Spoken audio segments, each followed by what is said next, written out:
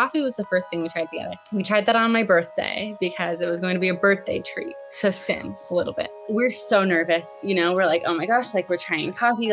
And I was thinking, we're both wearing our Mormon underwear under our clothes. Like, will people know that we're non-coffee drinkers? Like, there was a fringe sect of our church that was really into anointing oil and like gold dust and stuff. It wasn't priests, it was just randoms running around the church with a bottle of canola oil.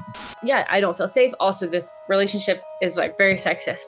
And he's like, right, it should be. That's what we teach. I think he thinks I'm crying because I feel the spirit, because he seems happy and excited. You receive a new name.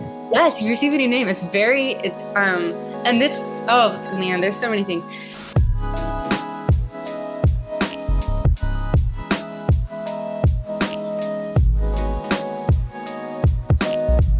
So welcome everyone to the Deep Drinks podcast, where the drinks are deep and the conversations are deeper. My name is Dave. Today we have Alyssa Witbeck Alexander, a writer currently studying a Master's of Fine Arts in Creative Nonfiction and Writing at the University of Montana. Alyssa is an ex-Mormon with a heart-rending and touching story. Alyssa has a strong interest in the relationship between institutional and personal truth, of which we will hopefully touch on a little bit today. Alyssa is working on her full-length memoir, but today you will only get a sneak peek at her journey. So welcome, Alyssa Witbeck Alexander. Thank you. Thank you so much for having me. No worries. I found you on TikTok, obviously, and I reached out because your story was just amazing. And my wife was very happy with the drink that you chose. We're drinking Gimlet. Yeah, so she made me this. Yum.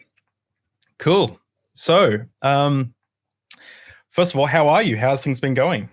Yeah, things have been going well. The semester just ended, so we're going into summer over here. So that's nice. Yeah, we're going into winter. So different part of the world. Very. Do you have where I'm not sure too much for the States, but where are you? Like, is it cold winters or hot summers or? Yeah, it's pretty cold. So we're just a couple hours from Canada. So it gets pretty chilly in the winter. Summer is nice. It's a 4-season place. So that's been good. Yeah. Oh, cool.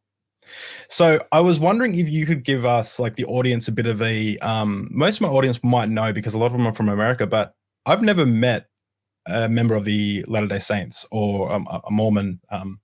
So I don't have much of an idea of what they believe. And I've seen the Book of Mormon, the musical, which was funny. I watched a couple of YouTube videos about what Mormonism is. I have the Book of Mormon back there. I haven't started it yet. But could you explain what Mormonism is? Like, is it a branch of Christianity? Is it, Yeah, no, I'd love to.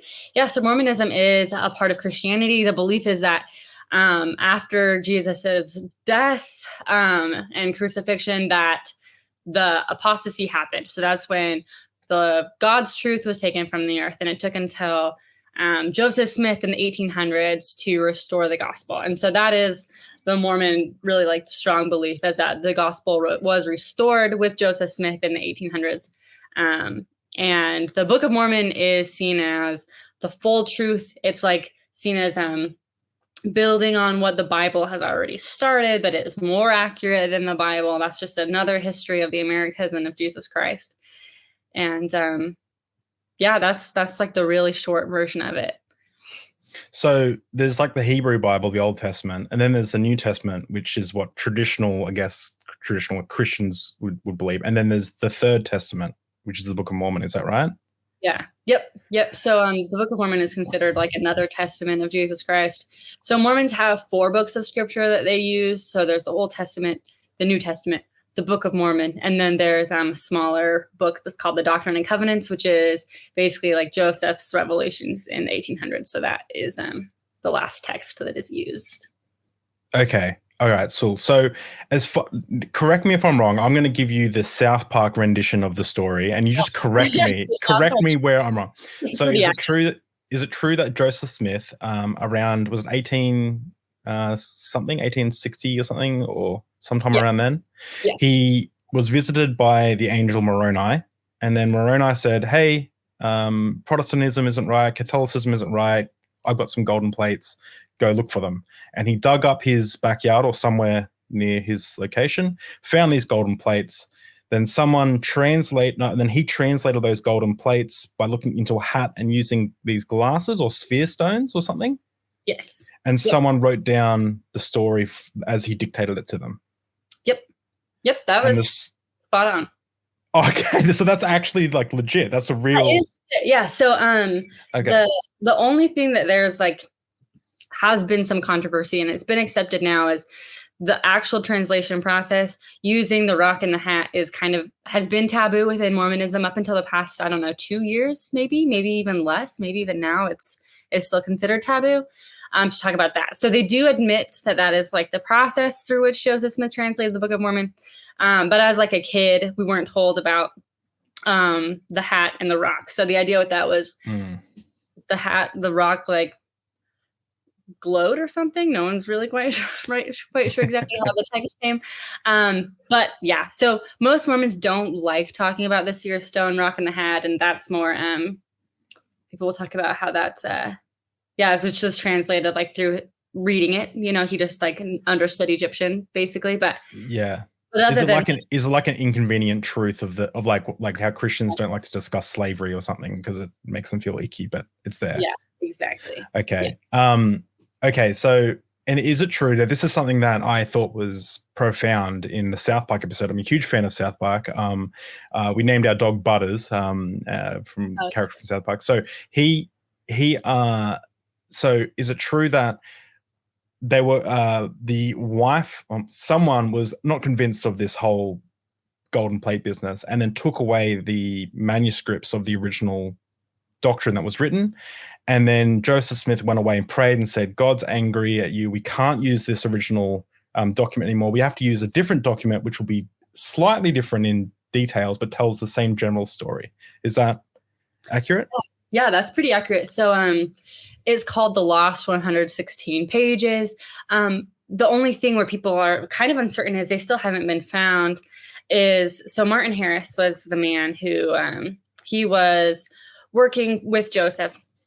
He had a lot of money. He was really invested in the church. His wife was less so. She didn't buy it. And so basically Martin begged Joseph, I think it was 3 times, to be able to borrow the documents. And Joseph would pray to the Lord each time. And the Lord told Joseph, no, you cannot share these documents. They're really sacred. They need to stay in your hands. So he prayed once. The Lord said no. He prayed again. The Lord said no. The 3rd time, the Lord said, because you keep asking me, I'm going to say yes, but I don't want to say yes. So twisted God's arm. Twisted God's arm, yes. And so gave Martin the manuscript, and then they were lost. So that is kind of there are a lot of different like theories. A common theory is that Lucy Harris, destroyed them or hid them, so that then they could like compare, because that was the idea, right? Was that if Joseph is really translating these literally word for word, then he should be able to do it again. And so that was the test. But the Lord was angry. At least this is like what Mormon doctrine teaches, that the Lord was angry with Martin and with Joseph and with Lucy as well. But especially for him like trying to persuade God. And so he said, nope, like you lost that. And so that was kind of Joseph's rebuttal was, yeah, like we sinned. I shouldn't have asked him again. And so now we don't get this text anymore. Because the other thought was maybe Lucy would be changing the manuscript, or someone would be changing it to look like he was lying and try and catch him in a lie. Right.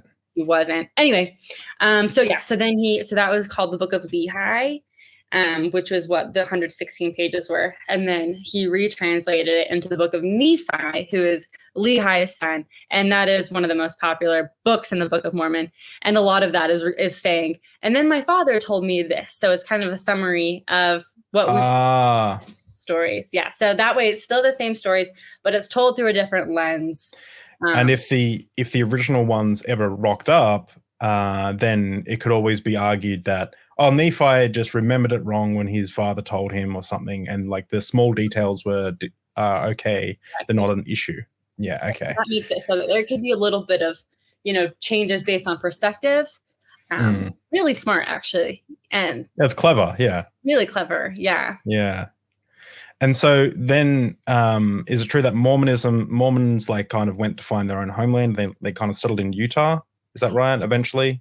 Yep. So they were they were kicked out of New York for practicing polygamy, especially unethically. They moved to Ohio, I believe, and Missouri. And anyway, they were just kind of causing some political ruckus, and then they made their way to Utah. And that's where they've settled. Wow. Okay. So yeah. So I think the only time I've actually come across a Mormon in real life, I was driving down the street and I saw these two guys in like white shirts, ties, jeans, riding push bikes. I was like, oh, Mormons! There's actual Mormons like here, and I was so excited. I was like, it's the first time I've seen them in real life. This is so cool. I want to like know more about them. So this isn't a huge thing in Australia. Like Australia, I'm sure parts of the US don't have a lot of Mormons either, but in Australia, it's definitely like we don't have much at all. So this is all very new to me. So you were a Mormon though. You were a strong Mormon. You're not anymore. Could you touch a little bit on your story? Like being baptized at 8, is that the age of accountability? And yeah. Yep. Yeah. So I grew up Mormon and I have pioneer ancestry. So basically like my relatives from, I think like both sides crossed the plains in that time period and came to Utah. So like multi-generational, 6 generations, I think is what it is. Mormons, everyone has kind of stayed in Utah. So that's kind of been like the bread and butter that I've known, that I've learned my whole life. And I didn't even really question it. And so children are baptized at 8 rather than at birth or as infants, as I think other Christian religions will do. And the idea with that is that then they'll be more accountable. They'll understand. I think the point is to try and, offer children agency, although the argument is that there is still no agency at 8 or understanding of what this is. But anyway, yes, I was baptized at 8, and which made me a full-fledged member, and I was active and loved it my whole childhood. Oh, cool. So you mentioned, I remember reading, I'll link to some of your writings down below. I remember reading your story. I'm not sure if you call it a story, Baptized by Ice, or is it like you're writing Baptized by Ice? I read that. And you mentioned how you felt when you were 8 and you were baptized, you felt condemned because you thought of the word damn. Mm-hmm. So, yeah, can you explain a little bit of that? Yeah, so Mormonism is a really high demand religion where basically how Mormon kingdom, like Mormon heaven works is you have to be Mormon, first of all, to get there. And you have to have specific ordinances that you're making in the temple, things like celestial marriage to someone of the opposite sex, having gone through the temple, things like this. And baptism is the very first ordinance that you can make, and you make that at 8. And so that's when, you're really committing. And once you're at that age, then once you can sin, well, then you can lose your slot in heaven. And so when I was singing the swear word damn, I'm 8 years old. I don't know exactly what sinning is. And so I'm taught in church every single week, that thoughts and actions are the same. They have the same severity. And so in my little brain, I thought that was the worst thing I could think of a person doing in the world was thinking the word. I was like, that's probably the pinnacle. Like, there's nothing worse that someone can do. And if I think it, and so I think that's when intrusive thoughts, I'm like, oh my gosh, I'm like ruining my salvation in this moment because I can't stop thinking thinking scary words. So anyway, of course I had to repent for that, and I made up for it, I hope.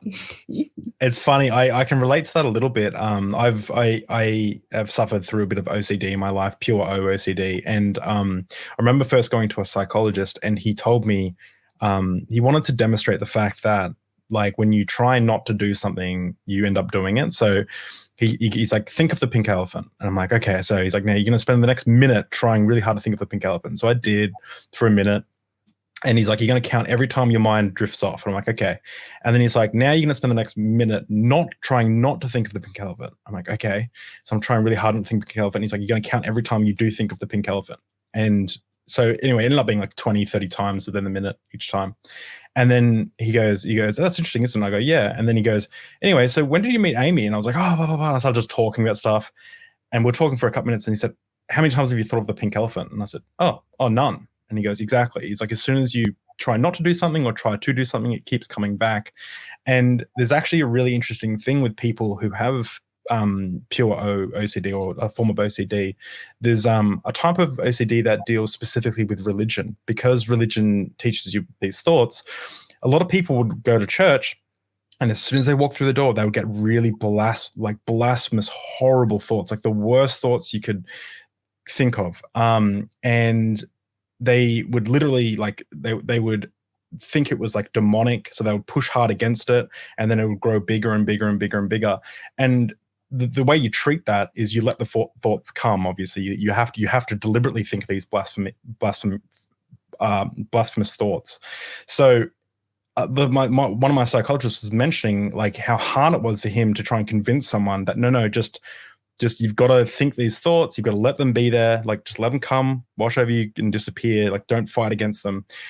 Because obviously in religion, you're taught that these things are, well, not all religions, but in the religion I was part of, and it sounds like the religion you're part of, that thoughts were sin. Like you could think and have sinful thoughts, and they were your own, and you were in control of them. And so, yeah, it can be really, really hard to deal with someone when someone has that type of brain chemistry. Yeah. Yeah, absolutely. And I think, Mormonism is so, like I said, high demand. Church is 3 hours a week, but it's not just that. It's you have meetings multiple times a week outside of church. It's so, especially living in Utah, it was like 90% of my neighbors in my high school were all part of the same religion. And so I think you take this tendency, toward obsession, and then you make it everything around you. Yeah. When you're really young. And so I think that's just like, it was a really, it was just a perfect storm, for that to explode more later with anxiety and things like that. And I think that's a pretty common experience for a lot of people within high demand religions. Is it's just like such a place for those like obsessions and intrusive thoughts. And oh yeah.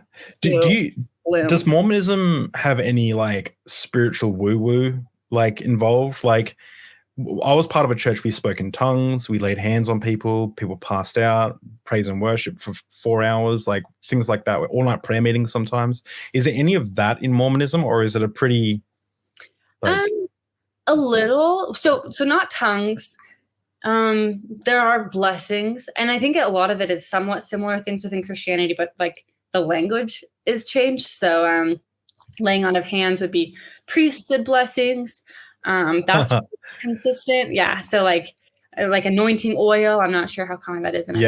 But yeah. No, we did anointing oil. That became like, there was a fringe sect of our church that was really into anointing oil and like gold dust and stuff. And they were like anointing people and stuff. Yeah. Yeah. But it wasn't priests. It was just randoms running around the church with a bottle of canola oil rubbing on people's heads. So. Like, let's help you. Oh, that's great. Yeah. I would say woo is within like the temple ceremonies. That's kind of when it starts to get a little bit more culty and weird. But that's something that, people don't really know about before they go to it. And so I think on the outside, especially, it's just like very wholesome, very like family oriented, charming, squeaky clean, it's kind of the vibes that most. Yeah. Like a lot of people, they kind of view religion, like when they're in it, they don't think it's so necessarily so weird. But from an outside perspective, a lot of the stuff that I took for common is extremely weird. I have a really good Muslim friend. Her name is Michelle, and she got invited to a Catholic wedding where she lives in the Philippines, and she went along, and she's messaging me through the surface like, okay, so now they're drinking this red wine and bread, and I'm like, I'm trying to explain it to her, and I'm like, okay, I'm like trying to explain to a Muslim, it's like, so that's it's symbolic for Jesus's flesh, and the wine is symbolic for his blood,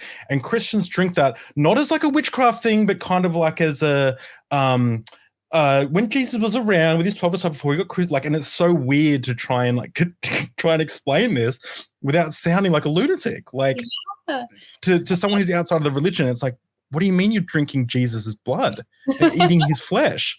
What do you mean? And then she's like, wait, so no one actually thinks it's like his blood. I'm like, well, no, we didn't, but there are, some Catholic sects do believe that it actually turns into the flesh of Christ and his actual blood. And she's just like, she's trying to understand, but like the more I tried to explain it, the more weird it just came across. And it gave me a lot of respect for like, other religions where it's like, okay, look, this is very weird to me, but look, man. Yeah, I can't talk. Yeah, I remember when I was a kid, I was probably like 10. It was a similar thing where I had cousins who I was trying to convert. I was trying to be all like professional and save them. And we took them to church, and I was trying to explain them like the sacrament, like this is Jesus's body. And like my 10-year-old cousin was like, ew. Heartbroken. I was like, ew, what do you mean, ew? Like that's just grossness. Yeah, I know.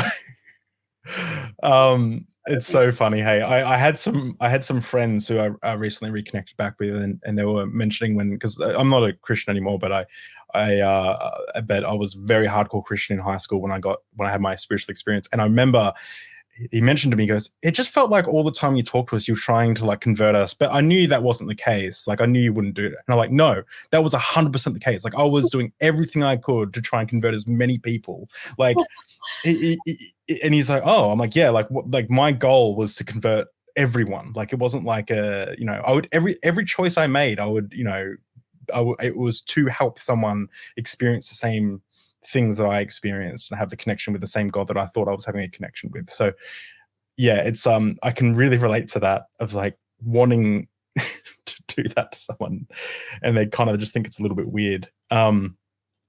Yeah. So you, how long were you Mormon for? You grew up in the church, right? And eventually you found a partner. Yes.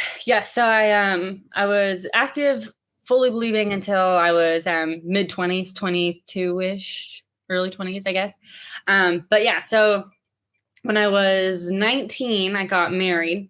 So in Mormon, that's not weird in Mormonism also. I'm not, at least not the time. No. Very, very young marriage is a thumbs up, as long as like 19 is pretty common, 19, 20. And that's part of, because like I mentioned a few minutes ago, one of the most important ordinances is eternal marriage with someone of the opposite sex. And so that is literally the only way you can make it to the highest level of heaven. Because yes, heaven is hierarchical. Right. Case, yes. If the single people, actually, this is just a brief side tangent. The single people are servants to the married. No. In the higher kingdoms. I was gonna make a joke about like, are they like the janitors like sweeping up after people? Really? That's rough. Yeah. So obviously Mormonism mostly today, I imagine the sect of Mormonism that you're a part of wasn't polyamorous in their polygamy. Sorry, I'm getting my terminology confused. The jinn is already taking effect. It's usually at this time I start to mess stuff up. But in the polyamorous sex, do they believe that those people, like the more wives you have or the more partners you have, does that mean you're even higher up on the hierarchy, or does it? Yeah. So Mormonism began polygamy in the 1800s with Joseph Smith, and he was told that was a revelation from God. And again, the problem was it was not happening consensually. There's a lot of manipulation. So anyway, that's actually why they kept getting driven to Utah, because we kept sleeping with other people's wives and people were getting angry. And so they actually stopped polygamy in, I can't remember what year, sometime in the 1800s, because when they became a state, that was the only way they could become a state, was they had to stop polygamy. They were getting in trouble with the law. So what they did was they stopped it mortal polygamy is how they phrase it. So on earth, you can actually, or in this life, you can be excommunicated if you're practicing polygamy because that's something of the past, but it is still viewed as there is polygamy in heaven, and that is an eternal doctrine. And so, Right. yeah. And so, I think in Joseph Smith's times, it was 3 wives or more. I think at that point, like, as long as you have 3, and again, this is one of those things that Mormons really don't want to talk about very much. It's not talked about at church very often, but yeah, 3 wives is kind of the minimum. And fundamentalist Mormon, which is like a separate sect of Mormonism, is probably similar there too, with about 3. But yeah, and so then now people who are married, men, because women can't have more than one husband, but men. Yep, and that's what I was going to ask. I was going to ask that. Yep. Yeah. So it is just like strictly polygamy rather than like polyandry or polyamory. There was historically there were a few wives that were married before. Anyway, kind of complicated, but the doctrine is men can have multiple wives because I'm trying not to go like crazy deep, confusing doctrine. No, go as deep. This is called the Deep Drinks Podcast. Let's go as deep as you want to go. There you go. Within the Mormon heaven, each man gets to have his own, and this will come up later in the story. So there's some foreshadowing. Each man has his own kingdom of God. Okay. And then he has wives who are like queens of the kingdom. But a woman cannot have her kingdom by herself. So she just goes into the man's kingdom and is like a queen priestess, I guess, to his kingdom. So anyway, that's kind of where like why it has to be polygamous specifically, because you have the man at the center of each kingdom. Women are helping. Being the helpmeets is actually the term. And hang on. Yeah. This is so would anyone, if I was to drag a Mormon into this call, would they have any issues with the way you just interpreted them then, or is that pretty on point? They would probably not like my flippancy. They wouldn't disagree with any of the things that I've been saying. Okay, because that is so far out to me. I don't even. That's yeah. Well, like I said before, each religion looks funny from the outside, right?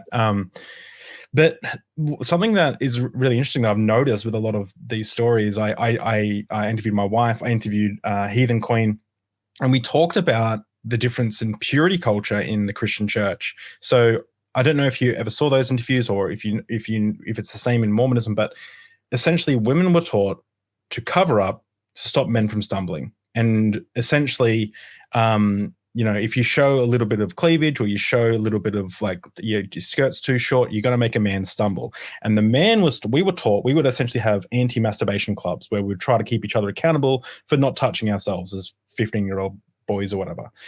And it's like this like deadly spiral because, the boys are taught they're predators essentially. And that they've got to like hold back their urges. And I love what Heathen Queen said. She said, not honoring the needs of your body. And then women, and then they're going like they're going hormonal and they're going weeks without masturbating or whatever. And then women are told that if they wear a dress that's too low cut, they're going to make a man stumble. And of course the man's going to stumble because he hasn't touched himself in 15 days or whatever.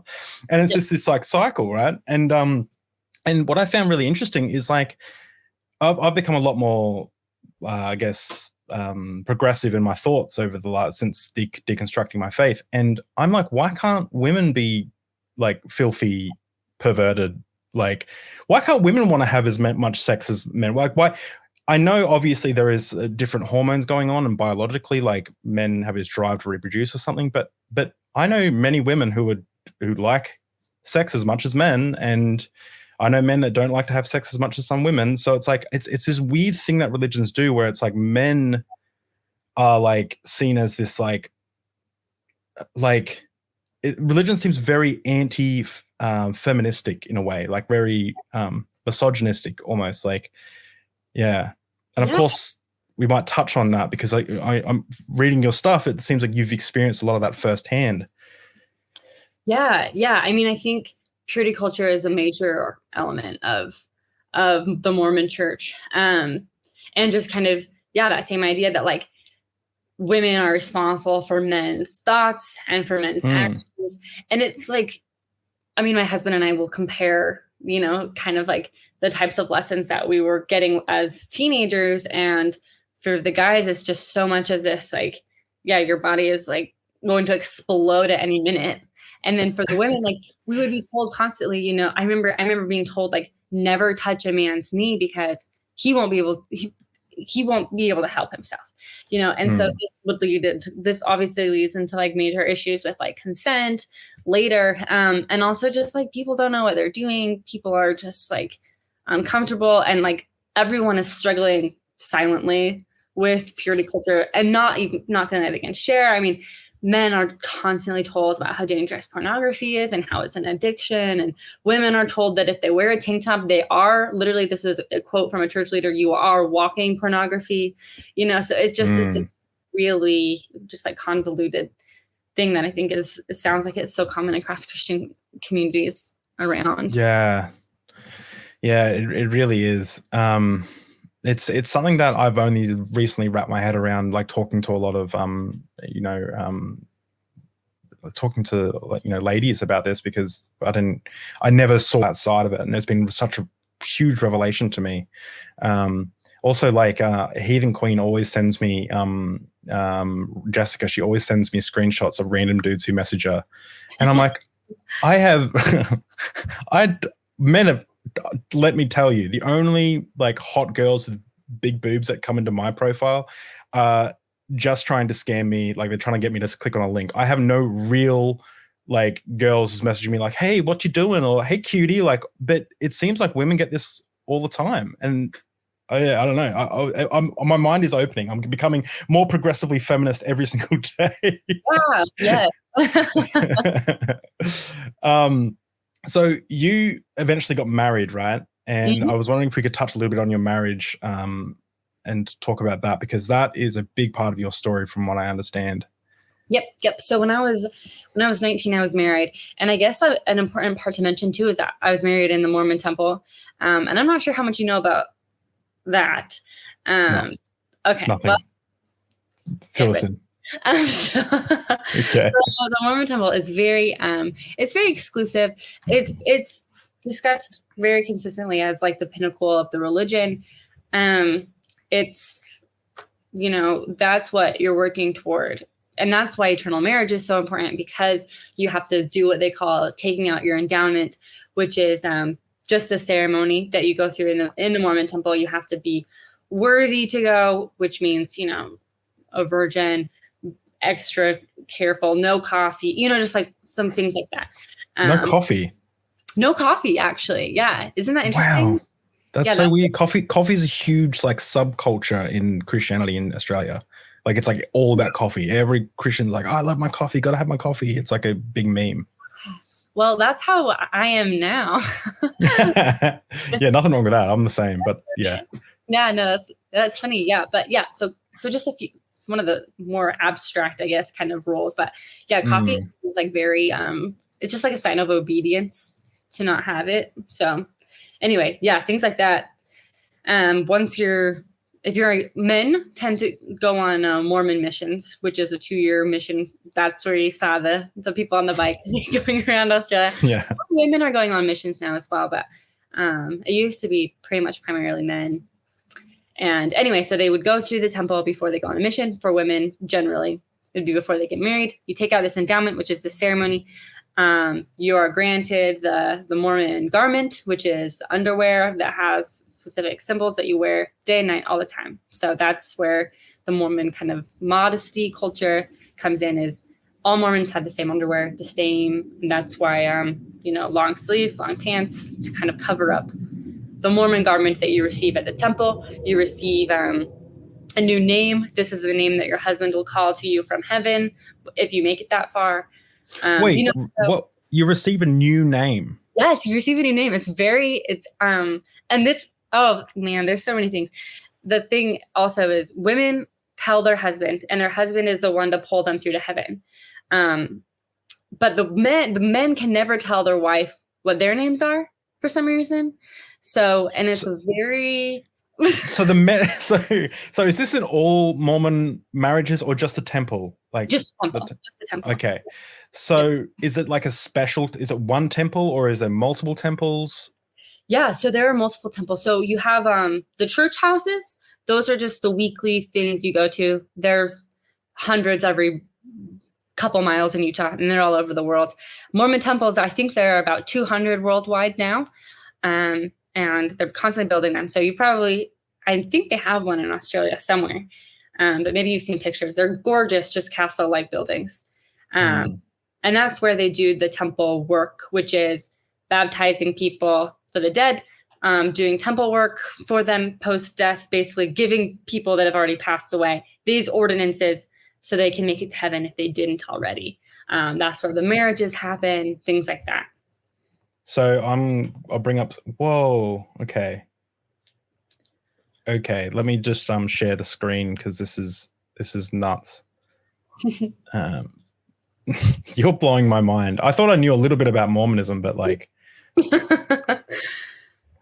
so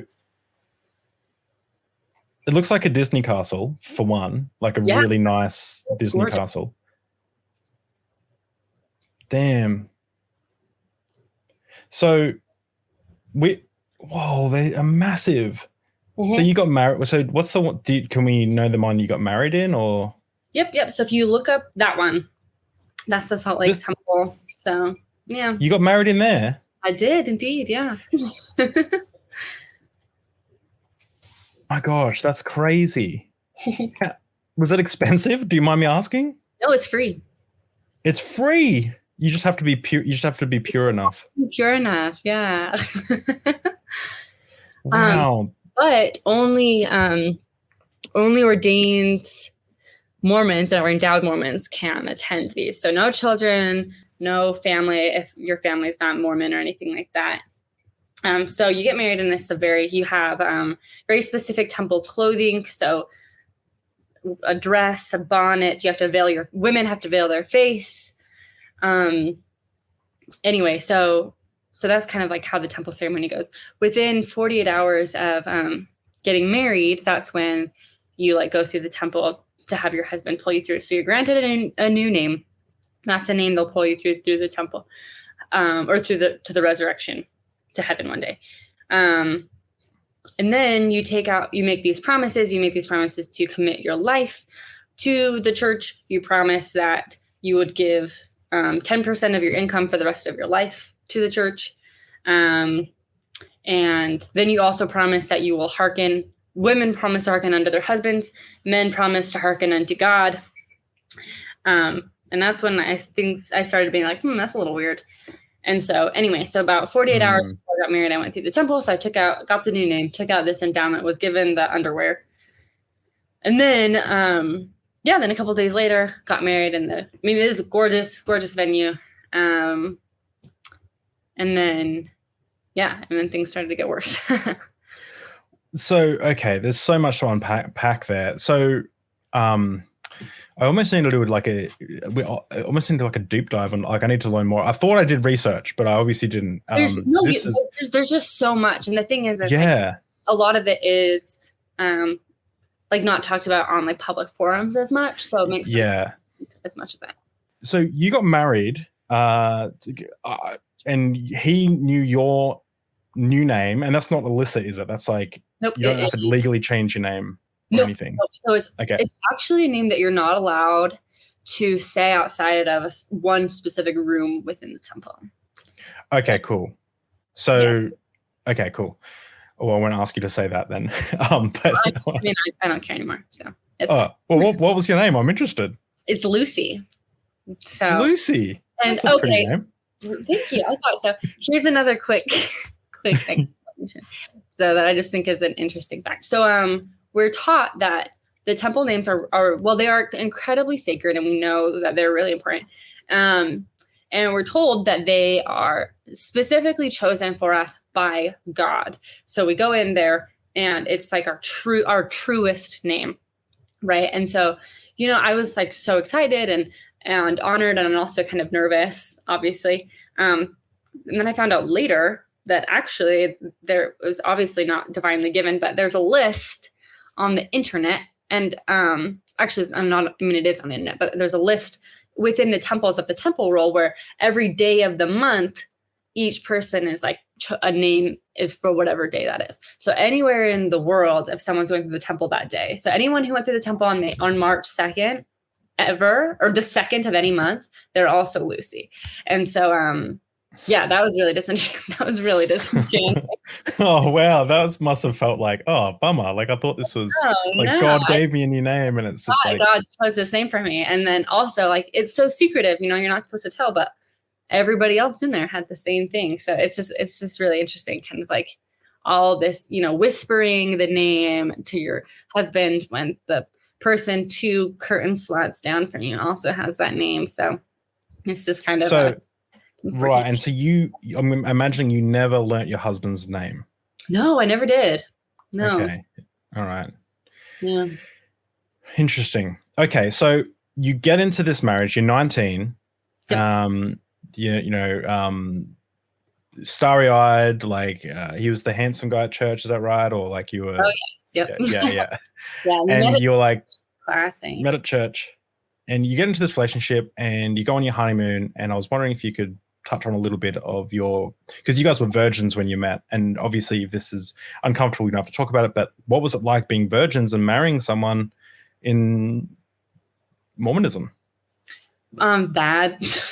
So like, I mean, part of the problem, and this is something that I care about a lot now, is people aren't taught, again, they're not taught what sex is supposed to be like. They're not taught about consent. They're not taught about expectations, especially for women, any sort of like pleasure or sex drive or understanding of things like that. And so I was, this kid that was just completely ignorant, and my husband was as well. And so basically the relationship immediately became abusive, sexually. And, I go back and forth all the time analyzing on like, if this was intentional on his part, or if he was just ignorant as well. And I think it probably was just a combination of both. So we go on our honeymoon. It's just like a complete switch flips with him. And I think that's part of what is so hard is like, I think I know this person because this, sexuality is so literally, not a part of the relationship at all. And then as soon as that becomes legal, it's like the floodgates open. And I think to some extent, I'm assuming that's probably common in a lot of marriages where people, suddenly are like, yay, everything's fine. But again, what happened was he didn't understand consent. I didn't understand consent. And so, he was pushing things and things were painful really quickly. And, there was no real conversation of like what boundaries were, what was okay and what wasn't okay. Just like instantly. You mentioned about the leaving the public restroom and meeting an elder. Yep. And there was a click in your brain about divine, like should this elder should have been able to pick up something, but he didn't. Yeah. So sorry. Yeah. Go. Yeah. Yeah. So this was really important, I think. And something that like I grappled with a lot. So we were coming home from the honeymoon. Things are still not going well. And I mean, it's not even just that things are awkward. It's that like I'm crying. I'm telling him no. He's just completely ignoring me. And it's like I'm with a completely new person so quickly. Anyway, so he really likes kind of like public sex, pulls me into a bathroom at the airport. We leave the bathroom and we see an apostle of Jesus. And I guess this is something that I would like to clarify as well, is it was even more than just like an elder. So within the Mormon church, there's, it's a global church, right? 4.8 million active members. And there are 3 men at the very top. And then there are 12 men immediately below him. And he was one of those 12 men. So it's like, he's, so a huge figure, speaking at we're told that he is literally like a prophet, seer, and revelator for God, like bat phone to God, right? He knows what's up. And so we never met an apostle before. Like this is huge for us. This isn't even just it's kind of like seeing a celebrity in person. And so which was, I I can't make this shit up, because it was like, leave the bathroom, 1 minute, 60 seconds later or less, we run into Elder Bednar.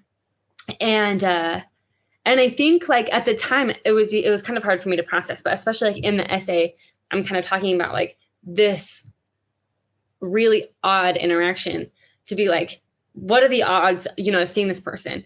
And so for me, I'm like, this is divine intervention, really bad stuff is happening. We see this, divine man immediately after, like, this must be a message from God. He is here to set everything straight. He's here to like save us and help me.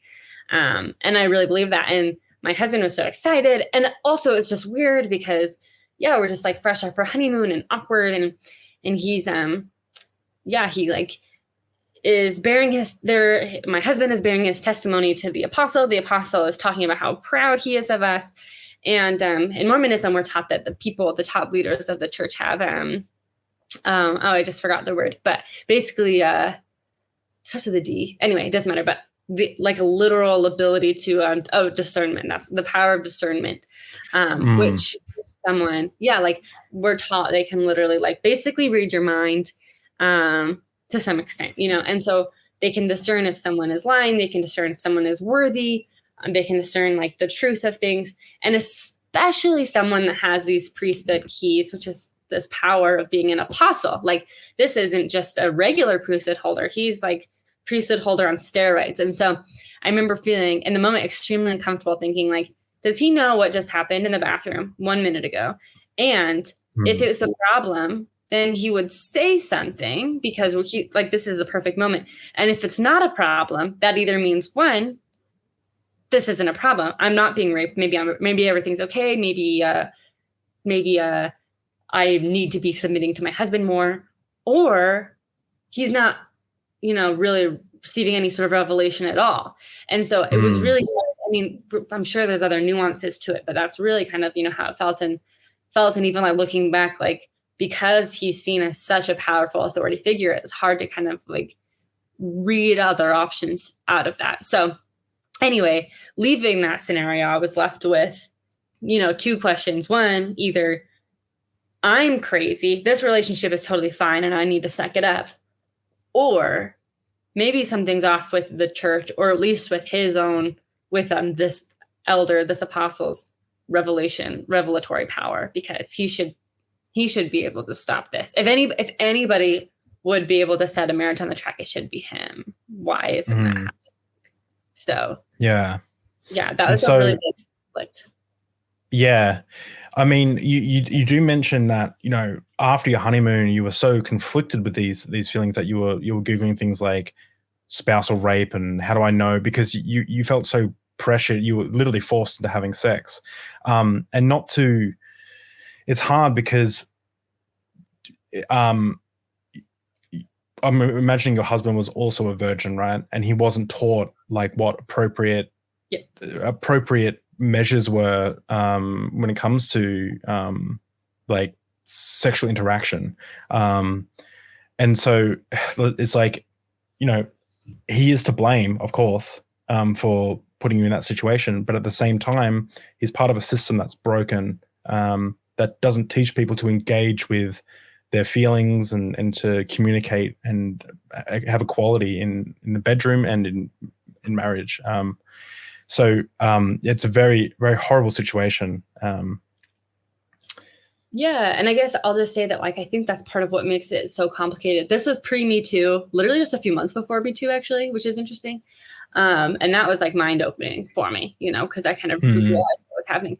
But I do think, like, and I think that's, what I really kind of came to the conclusion of, or at least I'm like grappling with now, is institutions put people in really bad positions, and not everybody who is raised this way is going to become abusive.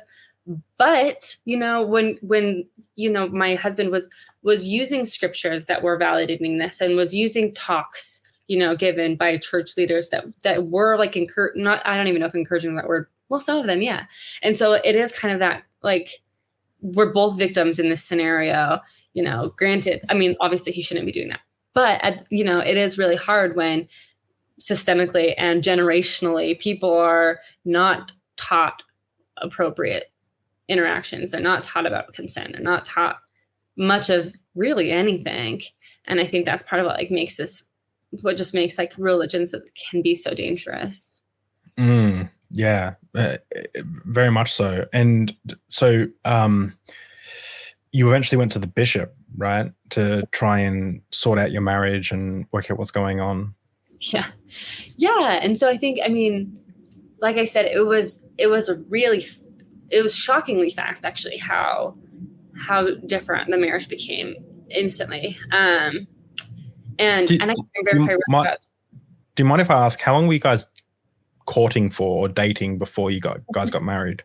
Oh, this is so embarrassing. Is normal in Mormonism okay? No. I have family members who got married super quick. So we got married after 6 months. So okay, yeah, that's pretty quick.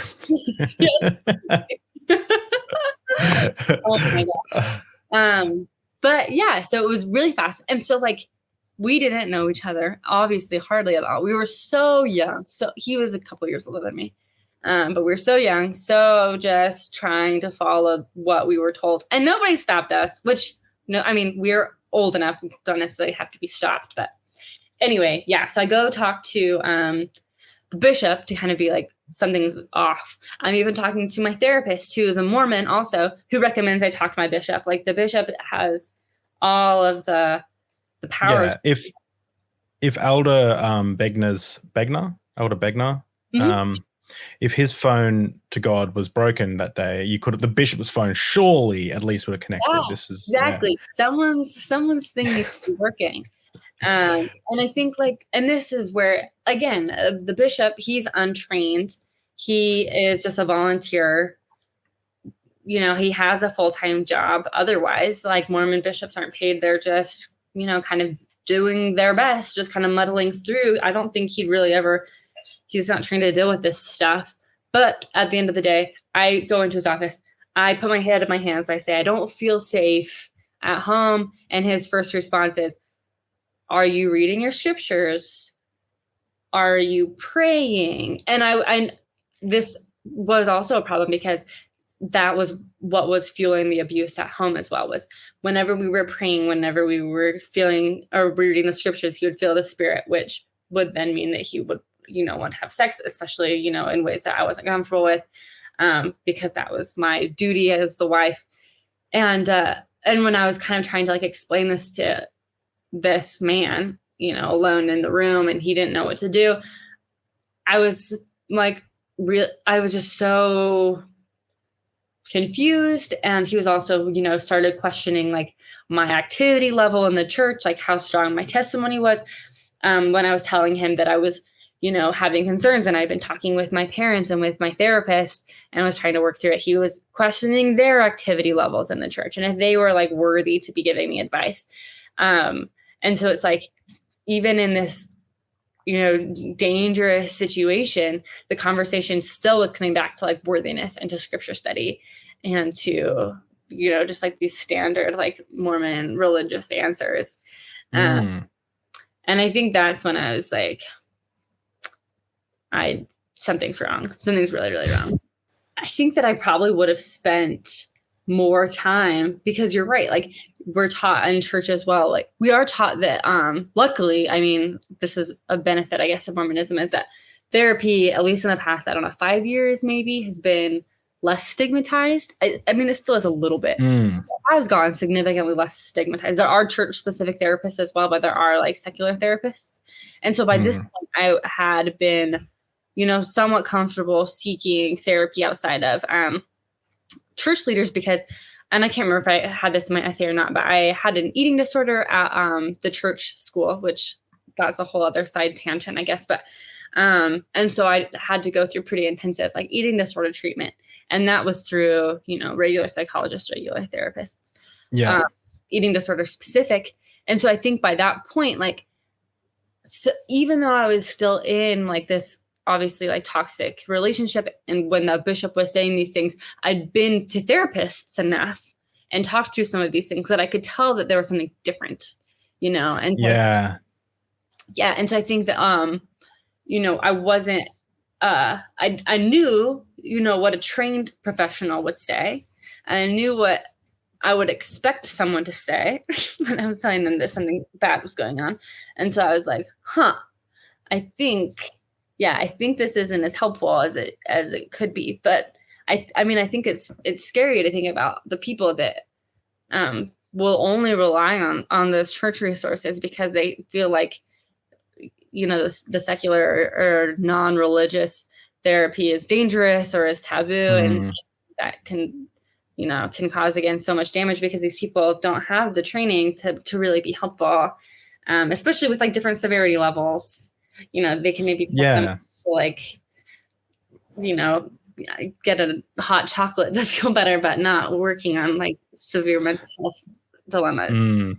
Yeah. Or they'll do things like they'll do like cliches from like the 1950s. Like, let's look back at what happened when you were 3. And you're like, what? Like, this is, I don't think anyone does this anymore. Like, this is an old idea. Like, all right, sit down on the couch. That's what I saw on TV. Yeah, exactly. So you get back from your honeymoon. The bishop doesn't help with any of this stuff. But then you end up telling your husband, like, I'm out of here, right? Like, you're like, this is not working. Yep. So we get divorced really, really quickly. So the whole relationship is a whirlwind. It's less than a year from dating to divorce. And so, so it's like ripping a Band-Aid off. Yeah. Putting it on and then ripping it off. Putting it on, sticking it on really tight, getting it off. It was wild.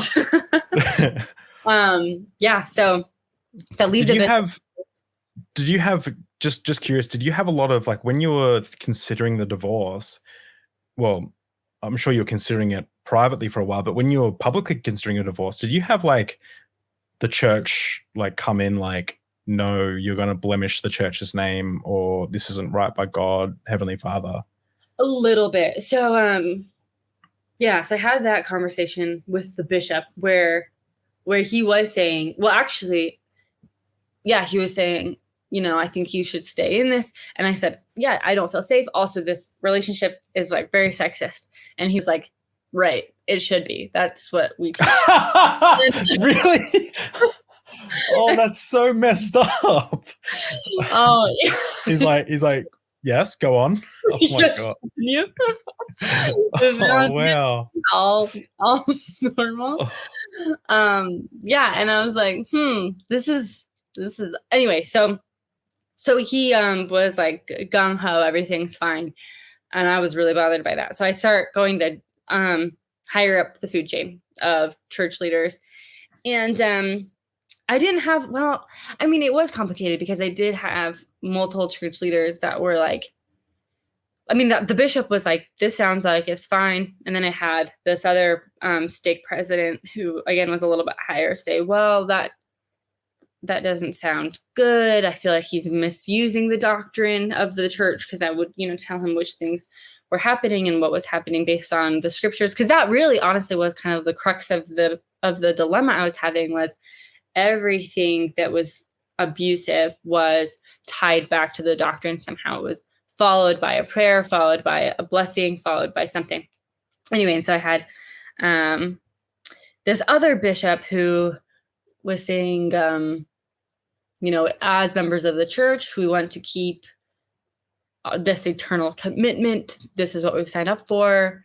And then he was saying, but as like, he kind of like stepped out of his role a little bit and said, I've seen like I have a daughter who's been in an unhealthy marriage, and I think that it can be dangerous. So maybe, it's not the worst thing if you jump ship. And then kind of jumped back into bishop mode saying, but, pray about it. And then, but also this doesn't seem anyway. So it's kind of a little bit of that vacillating. I had, just a side note, I used to have pastors do that. Like, I'm like, oh, should I watch The Godfather? Like last time, like, as a friend, it's a great movie. As a Christian, no, you shouldn't. And I'm like, oh my gosh, this is just tell me what your answer is. Like, keep going. Right, exactly. Yeah. So it's really similar. And I just was like, I think I just knew, I was like, it's this bad, this fast, like it's gonna get so much worse. The faster I leave, the the less entangled things will be. So anyway, so then we got divorced, and I did have to meet, because we'd been sealed in the temple. I had to meet with a lot of different state church leaders to basically like defend that I was leaving. I don't know, 3 maybe. So I guess that's not a lot, but felt like a lot. And they kind of gave varying answers as well. A lot of it was, well, I'm really glad that you're safe now. That was misinterpreting this part of the doctrine. This part of the doctrine is good. Anyway, so I had a lot of conversations with different church leaders, kind of like discussing the nuances of the doctrine with the marriage and what it meant when I was so young to be getting divorced and where it was so short. And anyways, it was complicated. Wow. So did he get reprimanded or anything? Did he get little visits? No, right? Because he's a man. Because he's a man, yeah. Yeah. And that's something that was pretty complicated. I didn't report him legally. I thought about it for a while, but I didn't end up reporting him. But I did. Well, the thing again that was so strange, that was hard for me, was I did tell these bishops what had happened, and I said, I think, because there are church disciplinary actions that happen in theory for things like this. And I also, in order to be able to be legally divorced, I was required to basically send a plea to the top 3. So we have of the church. So we have the top 3 leaders, and then we have the top 12. And I met one of the top 12 in the airport, if we remember. But I did have to say a letter. I had to explain everything that had happened, explain why I wanted a divorce, and it had to be signed by the first presidency. And I guess I kind of thought, I'm explaining what happened, and they would be like, wow, that's really bad. Let's make sure that he's disciplined or something. And instead, they just sent me an email back that was like, all of your blessings of the marriage will be revoked starting immediately, And so anyway, I guess. Did you have to so you're wearing the underwear every day, right? And is this long underwear? Is that what I've seen? It's 2 pieces now. It used to be 1 piece, but it is 2 pieces. But yeah, it's long. So. Right. So do you wear? When do you take this off? When do you stop wearing the magical underwear, this special underwear? Never. You have to wear. I mean, you can take it off. Oh no, But forever, for the rest of forever. Oh no, I mean when do you take it off when you've decided to leave your husband, or do you when do I personally? Yeah. Yeah, personally. Sorry. No. Was that part of the blessings that were removed? Is what I was kind of asking. Nope. So once a person is endowed through the temple, then they have to keep them on regardless of if they get divorced or something. So. Oh, okay. Interesting. Okay. Yeah. Sorry, I'm just trying to understand the nuances of it all. It's really complicated. There's a lot of random details. Do you know what? Kind of it is. I'll tell you what though. When I was looking at it last night, the story of traveling, ancient Israelites traveling to America and all this. That it was kind of cool. It's a fun religion. There's some fun stuff. Besides all the harm religion does, it's a fun one. It's like Catholicism. They have so many cool little outfits. It's wow, this is interesting, and relics, and it's cool. So obviously you get divorced and stuff. Does this damage your faith at all, or were you starting to question at this stage your Mormonism? Yep. So this is when I started to question a tiny bit, very small. I'm still holding on really steadfast. But I'm starting to get, triggered by a lot of the things that my husband would say, and the songs he would sing that are then coming up in church. And so I would say it was just a little bit of a nick in my testimony, where a lot of what I was doing at this point, trying to meet with church leaders, was basically trying to take him out of my testimony. But I was finding that I couldn't. And so at the time I was thinking that any of my questioning of the testimony was just trauma related, which I think part of it, was. But, I think what was so hard was everything that he said was backed up in scripture somewhere. And so that was starting, to kind of nag a little bit. But I was still very, very, very Orthodox and active, still wearing the underwear, still going to church every week, still, people would consider me very active, very stalwart, very Orthodox, and not breaking any rules or anything like that. No coffee. No, heaven, no, not even close. Yeah. Damn coffee. Yeah. Okay, so then how do you walk? Like, how do you start questioning your faith, or is there more to the story in there? You're currently married to someone else, is that right? Yep. You got a lovely child. Yes, I do. Yeah, we have a 2-year-old. So remember when I got my new name in the temple and I was got Lucy? Well, I went with my parents to the temple because they're active. And I guess for their whole, they've been starting to find the temple a little culty, because it kind of is. But they didn't. You're answering some of the Q&A questions. Yes. They didn't want to say it, right? They kind of were struggling with their testimonies. Not even struggling with their testimonies. They just thought the temple was weird. I was seen as extremely devout, extremely stalwart. I was like the golden child. And where the temple is seen as like the pinnacle of the religion, the most beautiful moment, they expected me, this time I get to go through it, is going to be this really beautiful experience. And I'm really, really just deeply bothered. I'm crying throughout the ceremony. I just feel icky. I feel, the veiling feels sexist. The language feels sexist. Seeing my husband to be within 48 hours, loving it so much just feels wrong. And at the time, I'm 19. This is the first time I'm going through this ceremony. You're not told any details of the ceremony at all beforehand. So I'm really just, kind of thrown into the fire, and I can't articulate what's going on. I just feel gross. And my parents are like shocked because they thought, I was the golden child. I was this perfect Mormon girl about to get married, so young. I was doing everything right. So that night, they see that I'm so bothered by the temple, and my dad is like, oh man, she's bothered. As the priesthood holder of this family, I'll help her. I'll fix it. So he Googles. Is this the first marriage or your current marriage? First marriage. So sorry. Briefly. No, sorry. Thank you for stopping me right there. So right before I wasn't sure if you've had too much gin or if I've had too much gin. So. Yeah, right. Wind is flying. We're talking about new names. It's no. So keep going. Yeah. Yeah. So that night. So this was the night after we got, or the night before we got married, or whatever. My dad is Googling how to help your daughter go through the temple, trying to find resources because I seemed so upset by it. And he starts learning some of the weird history stuff of Mormonism that is kind of kept under wraps. I think the first thing he found was, so the Book of Mormon is, an ancient is told to be an ancient document. And he found online that there are some inaccuracies in the King James version of the Bible that happened later in time than the Book of Mormon is supposed to be, right? That are in the Book of Mormon.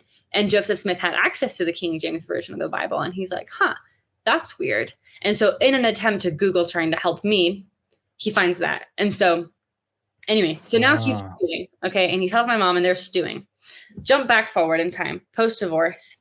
My testimony is starting to be rocked from the marriage and from, those things. And I'm kind of mulling over, what is it that was going on in that relationship? Why was it that the doctrine why was it that he's able to back up these things with the doctrine? Is something wrong? Kind of pushing that down.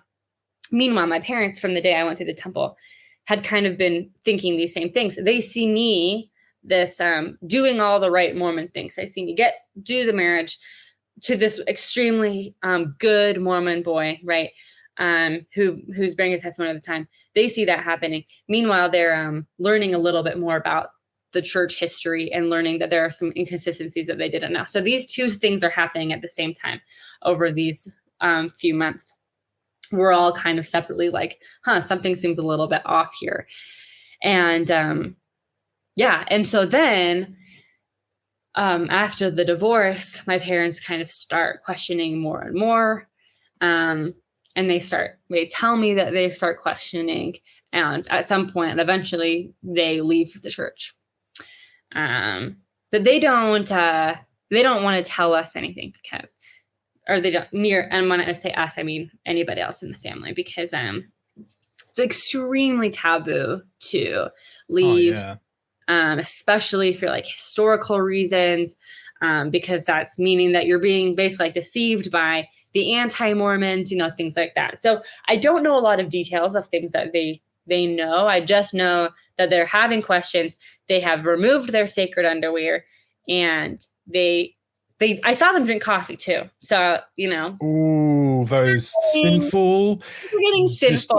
Those disgusting heathens drinking coffee. It was so funny. They actually had us sit down with my sister and I, and they said, "I want you to know that we have partaken of coffee." It was like this really serious discussion. So, that's so good. Years old, and my dad's sweating, telling us that they've, had a cup of coffee this one time. We're trying to keep it together. Even the word like we partook in coffee. Exactly. Like it reminds me so much of Amy and I when we were deconstructing our faith. It was like such a weird thing to be like, okay, we had some alcohol, we drank some alcohol with friends, and we got a bit drunk, but that's okay. Like it's okay. Like we're trying to reassure ourselves, like there's nothing wrong with having some drinks. Like yeah, exactly. It's funny, yeah. Yeah. So anyway, around this time, something's brewing over there. And I still haven't been back to so the thing about the temple is you go that first time to take out your own endowment, and then you keep going. You're supposed to keep going, visiting, because and participating in the rituals to build your testimony. But I just find it so triggering. And at the time, I think it's just because of the marriage. And I'm sure that played a part. But I attempt to go back to the temple to fulfill my temple duty, and I have full panic attacks at the temple because it's creepy, and I can't think of a softer word. It's just weird, the rituals. And so I'm trying to go, and I'm kind of having these like really visceral reactions to going. And so I'm already meeting with bishops to talk about my divorce. I might as well talk to them about temple or about church doctrine too. And so that's kind of how this transitions, is getting divorced, starting to have these questions brewing slowly, meeting with bishops and church leaders slowly.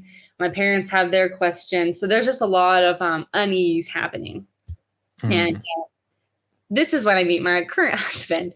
We're in the same church congregation. He's actually a church leader in the congregation, which is just kind of funny, looking back. So everyone is like, he's actually we were students at the time because we were still young students at the university, and he is in the highest church leadership position that a student can have. So he's kind of seen as like the real deal on the ward. So we start dating, and he is fully believing, been active his whole life in the church. And we think our relationship is moving really slowly in Mormonism because it's like a year before we get engaged, which is still in the rest of the world. I know, so old. Weird. I mean, I'm 22 when we get married. Like it's just so old now. I had friends who waited 10 years, and we always make the joke like, "Come on, mate, hurry up and propose or whatever." And he goes, when he finally got engaged, he's like, "I thought I was rushing it," and we're like, "Mate, come on." It's so funny. Yeah. So anyway, during this time that I'm dating my current husband. And again, like I'm young, and everything's moving within the span of like a few years around the divorce and getting married again. But yeah, I start meeting with church leaders to kind of be talking about some of my questions. I make a color-coded sheet, and I write down all my questions on it, and I color code them based on severity And I like bring it to the leader and I'm like, fix this. Like, these are the things that are starting to arise, like fix me. And they kind of try to figure it out, but they can't really fix it. And I start Just talking like scrunches it up, puts it in the bin. Done. Like, let's not talk about this. I'm like, I feel like the church is sexist. And they're like, we don't like that word here. Like, so I'm also I'm in college. I'm an English major. So I'm starting to have my feminist awakening. I'm starting to have my like LGBT, like equality, allyship awakening. Not equality. That's going to throw you under. Yeah. Suddenly learning that like racism is real. I'm like, oh no, so that is not good for the church. So I'm just like learning on every level. I feel like my brain is just exploding with information. So this is kind of happening for a while, and then but I still think the church is true. Everything's fine. It's fine. It's just I'm nuanced. I can see that, polygamy, that probably wasn't great. There are some rough edges to the church, but it's okay. Everything's okay. So then I get engaged and we decide to get married in the temple. And this is complicated too, because at this point, my parents have left the religion, so they're no longer eligible to enter the temple. So I know that they'll be excluded from the wedding, which is like heartbreaking. But we're like, well, they shouldn't have had that coffee. Shouldn't have had that. Shouldn't have partook in the coffee. Exactly. Like, if you're going to choose coffee over salvation, like the devil's juice. What do you want me to do? Exactly. Yeah. So anyway, yeah. Sorry, sorry to interrupt you. No, I'm just like your story is very, very profound. So yeah, keep going. Keep going. That was great. Okay. So we're engaged. We decided to get married in the temple. We go to California to get married on the beach. Well, in the temple, and then have a reception on the beach. And we basically just like kind of elope with our parents. So it's like a really intimate wedding. It's really beautiful. One of the temple pictures, by the way, that you pulled up a couple minutes ago on the screen was the San Diego temple where we got married. So you saw it in one of the things you looked through. All right, hang on. Let me throw it up because everyone's gonna see it. It's gorgeous. I think it's the prettiest one. Oh, okay. Look at this. There you go. Yeah, see, beautiful. Wow. Yeah, that's stunning. They like white. Oh yes, purity. Yeah, right. That's stunning. Yeah, okay. So you got accepted into this one. Yes. You were worthy. We didn't take ourselves, so we passed the cut. Awesome. So we get so I at this point, but right before we get married, I'm starting to really have a feminist crisis, and I'm thinking the church is pretty sexist. And this is the main, and I guess this was like the first real pull. The first real nick in the armor, I guess. And then the guy that marries us. So in the temple, you just get married by whichever sealer is present, rather than having like a friend or something. He makes it worse. And so this whole time over the past few years, I'm kind of like struggling with my faith, but I decide that it's true. It's fine. It's true. Everything's equal. Everything that my first husband was saying, that's not true. I'm not a helpmeet. That was the language he used. I'm not a helpmeet. I'm real. I'm sure everything's fine. And then in the sealing room, the moment that we're about to get married, he turns to my husband, or he turns to both of us. He said, "You are now going to join the Cade Alexander kingdom."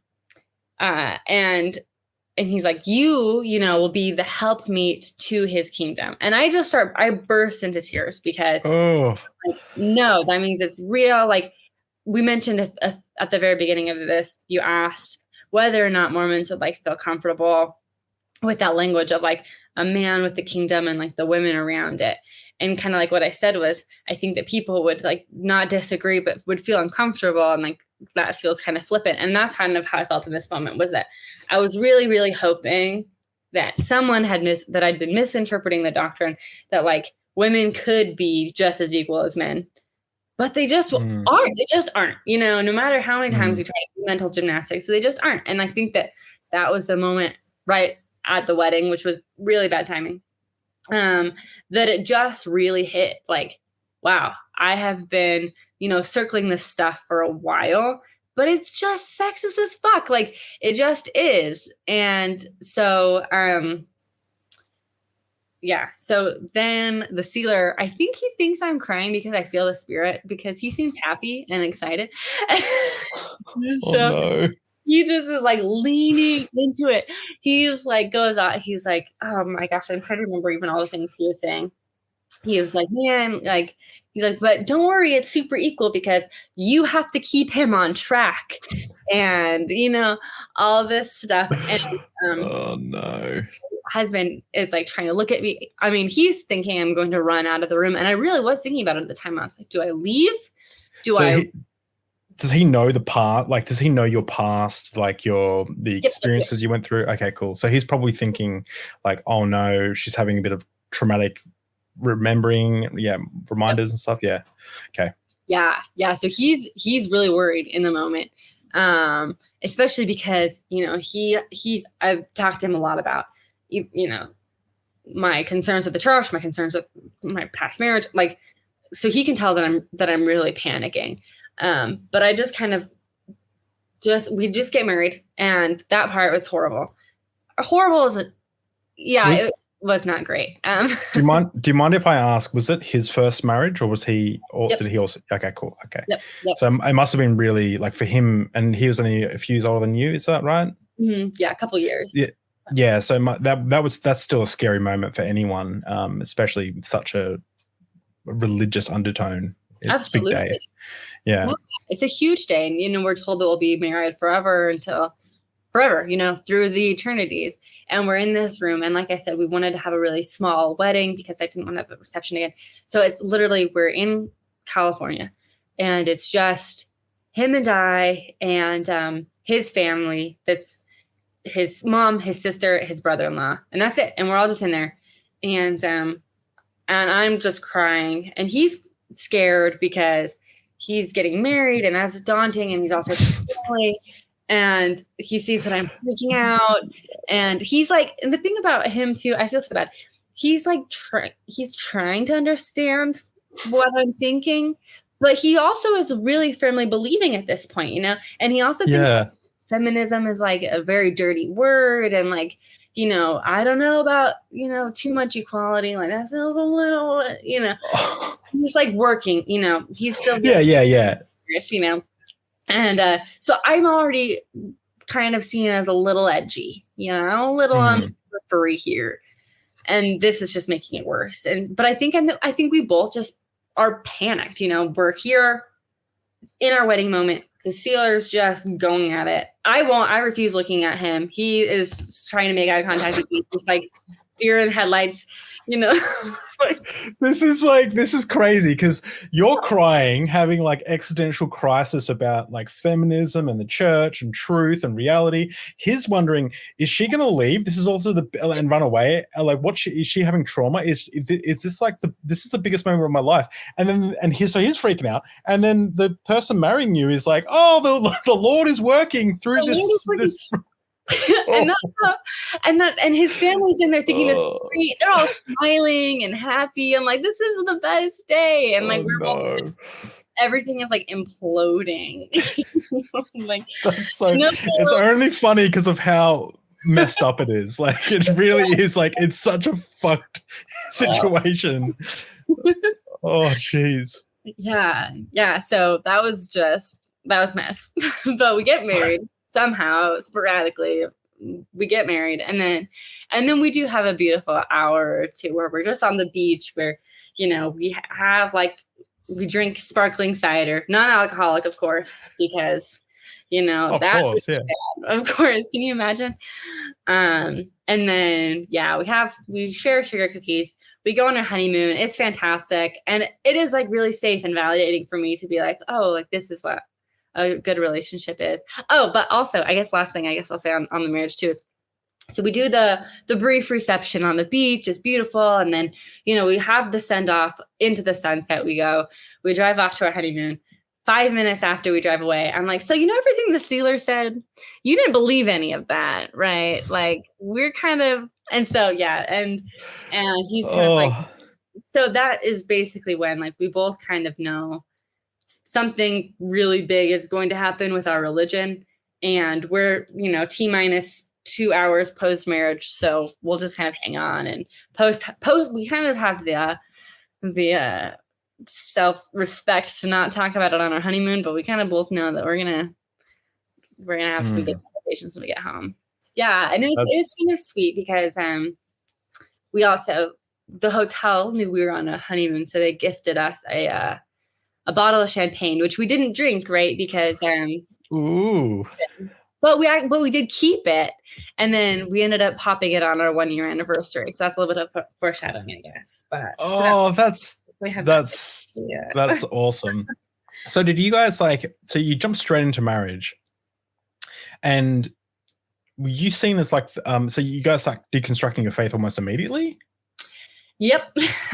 Yeah. So are you? So this may be too personal, but are you kind of seen as like the witch to his family? Like, are you just seen as like the black sheep who's come along and just like, I hate that. I'm so sorry you're going through that. Sometimes I feel like that. It's not the witch, yes. That has definitely added a little bit of tension, especially coming right out of the gate. Was married, divorcee. We started deconstructing our faith really quickly. So yeah, that led to some interesting conversations. But yeah, I mean, again, I feel like we'd been thinking about our faith for a couple of years at that point. And it just really was that sealer that it just was kind of like the straw that broke the camel's back. And so I guess I won't say we left, but at that point, that's when massive research started happening. We're constantly at least for me, my husband is still kind of like deer in the headlights, like what's happening? But I'm reading everything, get my hands on it. I'm trying to understand, okay, if this church is true, what, and that's something I guess that Mormons will say a lot too, as well is using language like true. It's very black and white. It's not just the church is good. It's not just that Jesus is true or real or whatever. It's like this church, this very, very specific element of the church is the only truth and 100% true. Like there's very little room for nuance within the doctrine. But anyway, so researching like crazy, listening to podcasts, reading books, reading articles and essays, and there's a lot of things to try and kind of like deconstruct. But it is like, I feel like it's like a sweater, you start pulling on a thread and then you're going, and then now you just have a lot of yarn in your hands.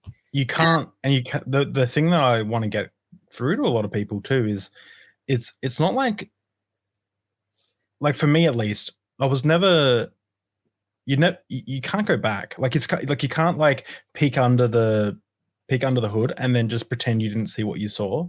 Exactly. So you try to you're like, okay, I want to know what the truth is. I'm not doubting my faith. I'm just looking into it. And then you look and then you notice something. You either then have to pretend you didn't see it and lie to yourself, be dishonest, intellectually dishonest, or you have to keep researching it and find a way to marry the problems. But for me, it just kept getting worse. The crack kept getting bigger. Eventually, I was standing at the bottom of a canyon going, how did I not see this huge hole before? And it's really, Absolutely. Yeah. And I think like that's something that people tend to struggle with like distrusting people who leave the church, because it's like, well, why did you, like, you shouldn't have looked into the information, but it really was originally, especially for a long time, in an attempt to better understand what I believed was so true, trying to like piece together this faith that I loved so much. And, people will say like, you can't believe in Santa Claus once you learn that Santa Claus isn't real. And not to like equate mass religion to Santa Claus, but like you can't try to believe something. Belief isn't really a choice. So praying is a choice. Scripture study is a choice, but belief isn't a choice. It's just a lot of religious people will argue tooth and nail, like they will argue against that point. And I always just say, like, but it's like, can you believe that gravity doesn't exist, so much so that you'd walk out of the building? And like, I think that a lot of them will actually say to me, yeah, I can do that. I could do that and walk. But I'm like, that isn't belief. That's just ignoring your Yeah, absolutely. that's just ignoring what you really feel. Like, there's a form of like belief where it's like, okay, I saw that, but I choose to believe this. Sure. But that's just a form of dishonesty, in my opinion. Yeah. There's a quote from a prominent church leader from, I don't know, the 70s or 80s. His name is J. Reuben Clark. But anyway, he said this thing that I think a lot of people who've like deconstructed Mormonism really like, where it said, the truth needs to be examined, or the truth deserves to be examined. And gosh, I'm like slaughtering it. But basically the point is the truth should be examined, or anything should be examined. And if it's true, it will stand. And if it's not true, then it should fall apart. Which is ironic because he's a church leader, you know, and the religion fell apart. But, you know, he must have believed it really. Yeah. And I think that, like, especially with something that is such a big part of people's lives, I think it's so important, especially when it's causing, like, if it's not hurting you and it's fine, I can see why people don't. But especially in the case where it was, you know, leading to a lot of, you know, anxiety, originally mental health was a player in that. And it was a player in abuse. Like, it wasn't that I went out trying to lose my testimony. And I think that's something that I really wish that people who, you know, were around me that believe, or just people that believe generally, that it's not an attempt to go out and like destroy my entire identity. You know, it just kind of came. And I'm not sure about you, but for me, losing my faith was an extremely painful and heartbreaking and horrible experience, but also married with, it's also inspirational and exciting, and like there's all this. I always liken it to like arriving on an alien planet where you kind of know the rules, you're kind of welcomed, but you also like for me, I was like, I could look at dinosaur fossils because I used to believe that Adam and Eve were real and stuff. So I could look at I'm like, oh, these are real. These weren't placed here by Satan. These are like, the earth is old and like we came from apes and stuff like, yeah. So it was like and I was like, whoa, this is really exciting. And it was like, yeah, it was cool. Yeah, I mean, it really is a process of deep, deep grief and deep, deep rebirth, and exciting. And I think like I'm extremely, extremely lucky within at least Mormonism that like my husband went through that deconstruction with me, and that he was willing to be like, you know what, maybe something's wrong. And, you know, we started kind of like going through that together. And so while that was devastating, like so many people around us were so active. Our entire identities were wrapped up in the religion. You know, he thought he was going to be a kingdom holder in heaven. Like, hello, he thought he had God power. Like, that's a huge loss. He's like, I'm just a guy now. You know, that's true. You've essentially taken away like Superman's cape or whatever. Like exactly. So for me, I'm like, oh yeah, I don't have to be a helpmate anymore. For him, he's like, oh, I guess like. Oh wow. Maybe we can do another one of these long ones. We can go into a deep dive, but I just want to know the first time you guys popped that bottle of wine, or the first time you had alcohol for the first time, and like, what was that like? Do you have any like funny alcohol stories? Yeah. Oh yeah. We have funny alcohol stories, coffee stories. We were just kind of noobs for a bit. That's so adorable. That's so adorable. You guys are experiencing these things together for like the first time. Yeah. So I'll tell you both really fast, actually. So I'll do them in chronological order. So coffee was the first thing we tried together. And we tried that on my birthday because it was going to be a birthday treat to sin a little bit. And this is so bizarre to me. I'm sorry, this is just so weird, but it's so cool. Like, so I can understand it with like comparable things in my life but like it's coffee, so it's like I don't know. Keep going. So we go to a restaurant, right? And for my birthday dinner. And is this the first time you've ever tasted coffee? First time I ever tasted coffee. Okay. And, actually, I think I had a sip, like a rebellious sip, like a year before, maybe one sip. So anyway. Yeah. But I mean, as a kid, like I would look on labels of ice cream to be like, is there coffee extract in this? Because if there is, like, I can't have it. Like, yeah. Wow.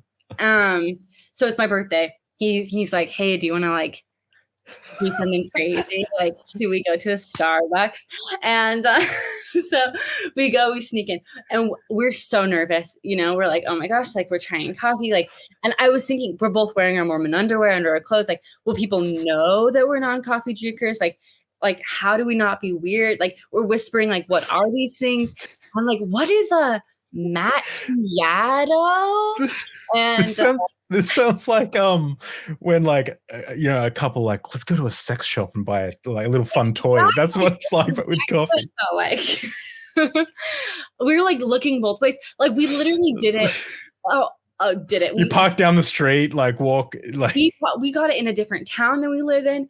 Like we didn't want anyone to recognize us. The first time we bought a coffee maker, it was like we were like looking down the aisles to make sure we don't see anybody we know. Like it is a really scandalous thing. So we go into the Starbucks. Cade goes up and he's like, "Do you guys have a cappuccino machine?" And the barista's like, "You mean an espresso machine?" And Cade's like, "Can you make a cappuccino with it?"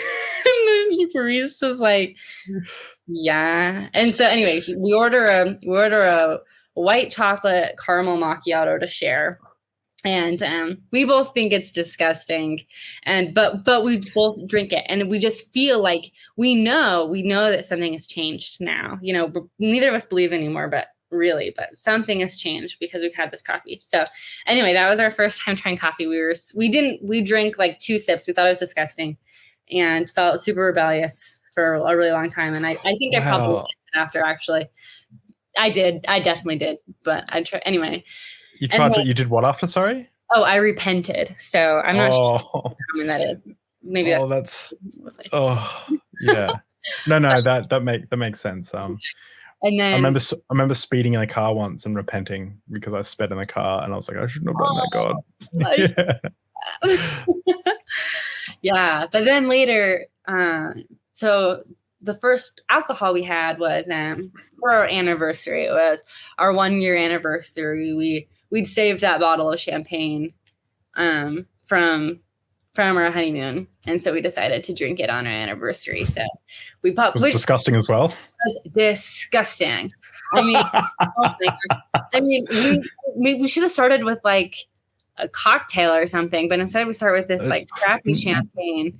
Not even that. You want like vodka cruisers or like exactly. what I used to drink when I was 15, like little like teeny bopper drinks. Exactly. Yeah. So we think we're just excited, we're rebellious, and when we saved the cork, we have the cork like somewhere.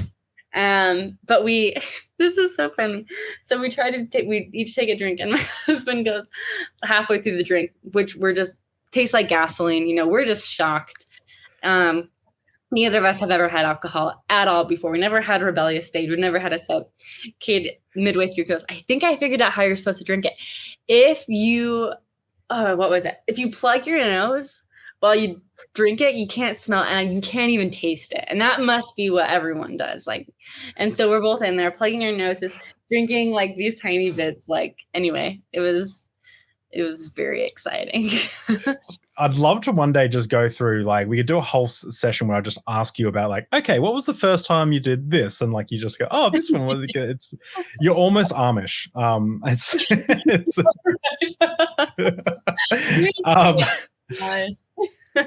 wow. But it's funny though, because I can relate to some of it. Some of it was I remember I won't go into it, but I remember there's some things that I remember really being really that was normal for regular society that I thought was just totally it caused me so much anxiety, and I was like, this is mental and stuff. So I felt so wrong doing it, but so I can kind of relate. I do want to quickly touch on personal truth versus institutional truth. Could you explain what you mean by that? Yeah. Absolutely. So this is something I've been thinking about a lot. And basically, like, especially within the Mormon church, you're taught that everyone has personal revelation, meaning like you all have your own individual relationship with God, right? And he'll tell you something. But then there's also this like leadership revelation for the church. And so that was something that I think a lot of members actually kind of struggle with, like understanding the difference, especially with like social issues where, say, personally, you feel like equality is good, but the church as a whole says that's bad. How do you reconcile this personal belief of like, I personally feel like spiritually this is true, but this institutional thing that I'm told is 100% true contradicts. And so that's kind of where that started. And I think that was really a big part of that, like within the marriage, where I'm praying every day saying, God, is something wrong? And I believed and that God was telling me, no, this is not okay. This is domestic violence and this is dangerous. But then I'm talking to my husband who has the authority in the marriage. Like he has the authority. He's giving me blessings on my head with the oil and is telling me that everything is okay. So how do I kind of like reconcile those types of things? And I do kind of think about it broader as well, with like, people versus institutions as a whole, how, and I think about that currently in my own, as America is kind of having all sorts of problems, how is it that you can kind of reckon with your own beliefs and your own truth and also be part of this larger whole. But that is really kind of where that started, is especially with these different ideas of truth. And even more than that, I guess, when I was a member of the church, especially power dynamics. Sorry, I don't mean to be so long-winded. But be as long-winded as you like. I just don't want to take up, I just don't want you to feel like we're taking up too much time, but I'll go as long as you want. I'm locked in this room, like I said. For the audience, I unfortunately got the C word virus, and my wife has been delivering meals to the floor, and I slide them into my room and I eat it at my desk. I've been living in this room for like 4 or 5 days now, so I've got all the time in the world. Go for it. It's nice to get drunk. Yeah, right. Like, this is great. But yeah, like kind of where these power dynamics are such a factor, especially within Mormonism, where like you're literally told that these people have so much power. These men are in these huge positions of authority, and I'm this lowly teenage woman. And so it's like, how is it that I can reconcile this thing that happened? This feels wrong. So how can I reconcile when this overarching religion is saying, this is true. This is 100% true. And I feel like this anyway. And I guess, obviously truth is so subjective. And I think that's something that was a really kind of eye-opening for me as well, because I'd kind of always been taught the truth is black and white.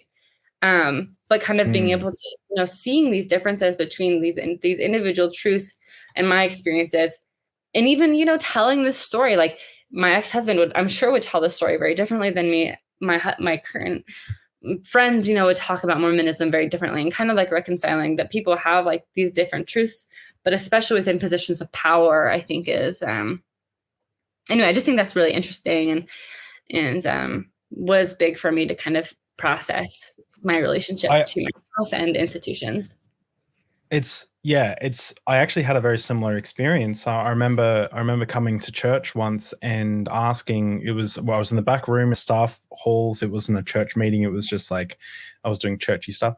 And I asked someone about, like, I'd been through ministry college, so I knew the takes and stuff, but I asked someone about women being quiet in church, the verses in 1 Timothy. And I remember, because I was reading through the New Testament, and I asked them, like, okay, so do women need to be quiet in church? Can women teach?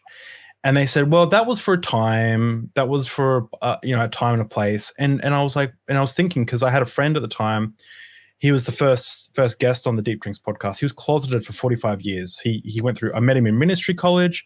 He came out of the closet only a few years ago. He's got a long-term partner now. They're really happy. But it's just, I remember thinking, like, well, if this was for a time, why can't homosexuality be for a time or something, right? Or maybe the type of homosexuality they're talking about is like, two men giving into their lust because they can't. I want to be talking about like long-term monogamous relationships, And I remember someone told me, no, it was for a time. The women should be subservient to men things. But then I read 1 Timothy and I couldn't reconcile this. I'll just read that little section for the audience. So I'll read from 1 Timothy 2. Sorry that I'm reading from the Bible. This might be a bit boring. So this is from 1 Timothy 2. I believe Peter is writing this. Not Peter, sorry, Paul is writing this. And he says, therefore, I want men everywhere to pray. Hang on. 1 Peter, my gosh, the alcohol is very effective. 1 Timothy 2, verses 11. A woman should learn in quietness and full submission. Okay, so that's like one part. I do not permit a woman to teach or assume authority over a man. She must be quiet. Okay, so what the church will hear this and they'll say, well, at the time, women were and men were separated in the small churches, and she wasn't very intelligent because they didn't have much education.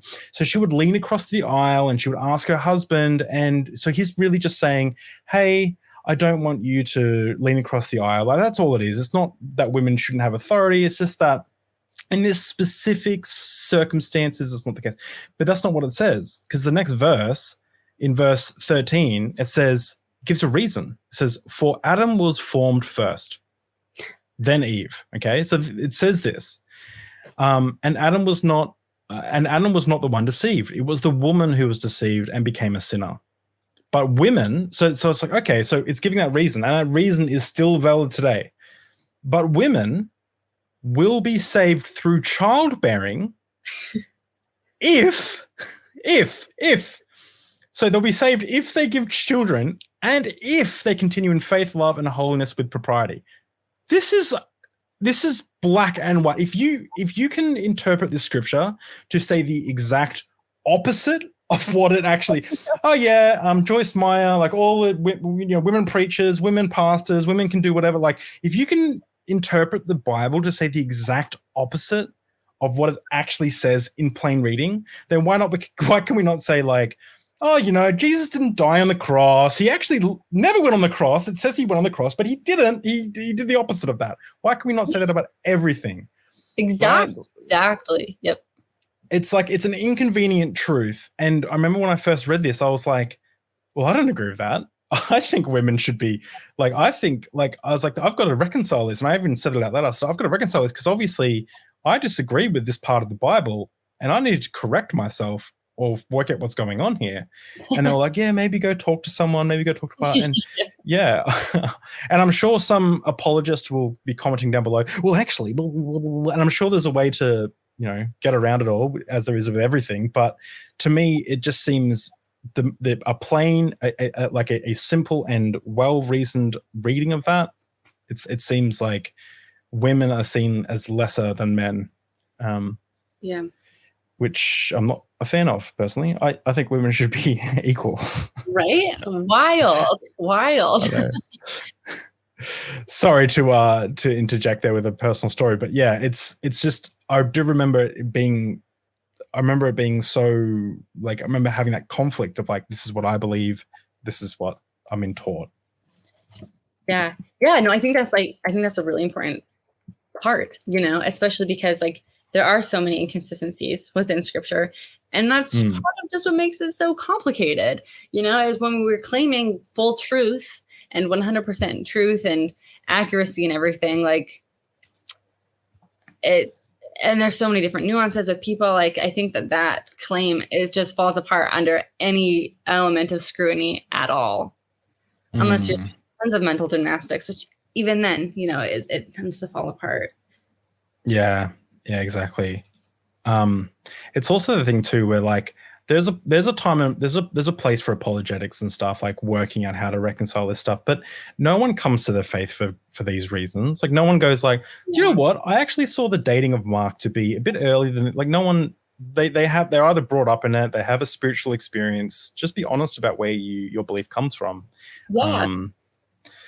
Anyway, I thought it'd be great to quickly just move over to the questions and answers. You've actually answered a lot of them already, so we don't have a huge amount. So first one, what advice would you give to someone who is in an abusive relationship? Yeah, gosh. I mean, I think the biggest thing is, again, just like identifying with yourself and being able to like say and own what's happening. I think that was the biggest thing for me, was being able to, you know, be able to say, yeah, this is unhealthy. This is abusive, and I don't deserve to have this happening. And I think it's really easy to like be looking at other stories and trying to be like finding validation from outside things. And that's, why I spent so much time like Googling like definitions of things. But it is really helpful, I think, to just be able to reconcile that within yourself first, and be able to tell someone that you trust. And then that will kind of help you be able to take the next steps. And also, especially like when you get out, it was so embarrassing and scary, and I thought everything was going to fall apart. And I hadn't been in the relationship very long, which I think it would be harder in a longer period of time, but it was also a different type of, pain and embarrassing in a whole different way. But it's just so drastically better outside of that. Yeah. Well, look where you ended up with a lovely like family. You can drink coffee now, and you even like it. So I love coffee now. What advice would you give to yourself when you first started questioning your faith? If you could give yourself advice now, what would it be? Yeah, I mean, I think the biggest thing would be take a deep breath. It's going to be fine. I think it was really, I was so worried about, again, I think with both in the marriage and within questioning the faith, it was this, and this is something that I remember my therapist talking about a lot, was the feeling of guilt, the feeling of fear in those moments you think they're going to last forever. And there's some scientific reason why that is. Like, you can't process time. Don't quote me on that literally, other than on this podcast, I guess. But quoting. Yeah, quoting Alyssa said. But yeah, I think like you can't process time in those moments. And so I think within both of those scenarios, recognizing this is a temporary feeling, and it's really, really scary. And I don't know how it's going to look outside of it, but we'll figure it out. And like trust my own life experience up to that point, and trusting like myself and my values, and knowing that like I will come to a decision that feels safe and good for me. I remember, so just to touch on what you said there, my psychologist mentioned to me once that thoughts are almost like a swarm of like birds that kind of like go in each direction, just flying around together. You can't really control it. Like you kind of just see it and it happens. And the same with like emotions, grief, thought, feelings. These things are things that come in, stay for a little while and leave. You can't control it. If you do control it, well, you can control it in some aspects, like you can choke back tears, or you can, but just realizing that they're not really your own. These thoughts aren't really your own. They come and they pass, and it actually helps you deal with the process a lot easier, I think. Yeah, absolutely. It's like, it's okay to be sad. It's okay to be upset. It's okay to be frustrated. It's okay. Like, but just realize that, yeah, that these are things that you can't really necessarily control in that moment. Like, they just let the feelings come when deconstructing. Yeah.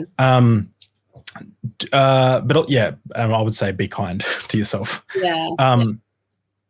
These are all a kind of different order, so they're gonna like go deep, funny, like random.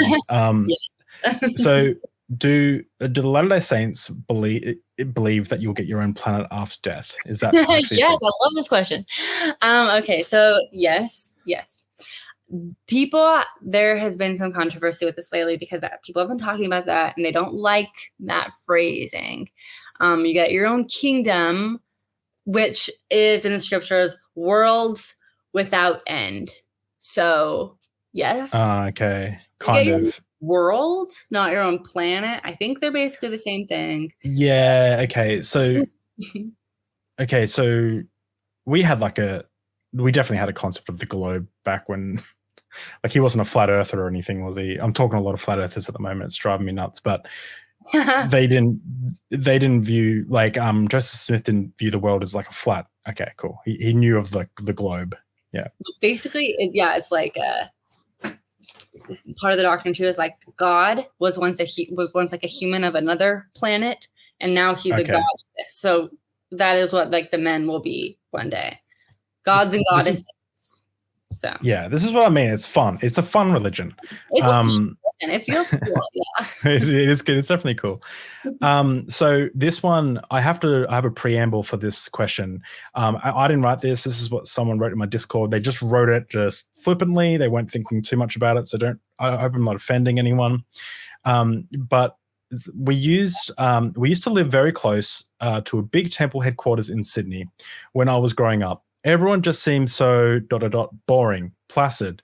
They were happy, polite, and kind, but seemed like surface level happy.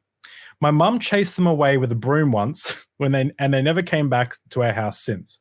Crazy ethnic lady screaming, wearing washing up gloves, some floral apron, and fluffy slippers. I think she may have chucked the slippers at them too. Let's just say that there is a database. And then the question is there a database of places not to knock on again? Like, is there a database of like never visit this place ever again? Yeah, there is. Okay, cool. Like, okay, maybe we don't go here. They seem sketchy. Okay, that's interesting. Is it like a worldwide database or is it just in the local? No, it's local. It's just for the missionaries. So it's basically like, yeah, if you're on a mission, hey, by the way, this person might not be so good. Look, I'm seeing a brilliant app idea. If anyone wants to hit me up in the Discord server, we can talk about developing. On the list. Yeah. So this is a really great question. Is there a way to engage with people of the Latter-day Saints faith that is non-hostile but probing? Yeah, I think especially if missionary is the easiest way to do that. They'll pop right into your door. Yeah, and honestly, most LDS people will be really, really excited to talk with you about their faith. And I think just like we're taught at church all the time, like every member a missionary. And I don't think really any LDS person would be offended by probing at all. They would be excited as long as the person's nice and isn't trying to be, but asking those questions like, do you believe in other people having a planet, or like, what was the deal with polygamy? Like those types of questions are the types of questions that Mormons prepare for. Like, that's what we're ready for, because we know that those are the questions that people have. So I wouldn't be afraid to talk to active members about the church. Okay, cool. The thing too is like, it is going to be less confrontational coming from someone who's never been Mormon versus coming from someone like me who has like been disaffected from the church, basically. Yeah. They would be a lot more offended by my questions than from someone who's just asking. Yeah, sure. I do like what the creators of South Park, Trey Parker and Matt Stone, say. They say Mormons were the perfect example, or like a perfect people to create a musical about, because they just look like they're about to burst into song at any moment because they're always so happy and just like they are. Man, they sing so much, honestly. Go to songs all the time. That's so cool. Could you walk into like a Mormon church now, or is it like you been? Oh, okay, cool. So anyone can go. All right, that makes sense. I couldn't go into a Mormon temple, but I could go into a Mormon church. So okay, cool. Visitors welcome. Oh, awesome. We touched on this before a little bit, but do you have the first feeling / memory of thinking, that's not quite right? What was the first one? Yeah, I think the first one was in my first marriage. I mean, it took that long before I really had any sort of question. And him, using doctrine and being like, that feels a little off. Yeah. So how much of LDS culture is cultural in Utah? How much does the LDS culture permeate through Utah for non-Mormons? A lot. There is very little separation of like church and state or culture. For example, I did a TikTok on this and people got really riled up comparing this, like the cultures between Utah and Montana. So, everything is closed in Utah on Sundays, stores and things like that. You go trick-or-treating on Halloween on Saturday if Halloween falls on a Sunday, so there's things like that. LDS jargon is constantly used. So if you're non-Mormon, like you basically know all the jargon. You've I'm sure you've gone to church a handful of times.